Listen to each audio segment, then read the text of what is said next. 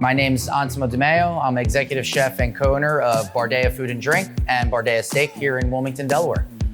We opened up Bardea Food Drink, and probably 3 months, I'd say it was month 3, we got nominated Best New Restaurant from the James Beard Foundation, and that kind of changed the whole trajectory for us.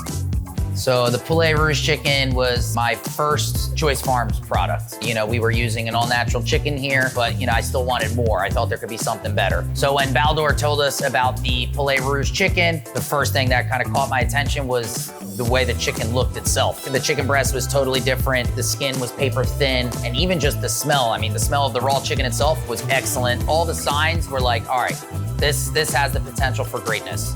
We brought it in, and the very first time that we tasted the chicken for itself, instantly we were blown away. The whole staff, we were like, now we can only compare all other chickens to the Poulet Rouge. I'm a diehard fan now, and I think it's incredible just being able to work with Joyce Farms and have that history. It's just something that just can't be beat.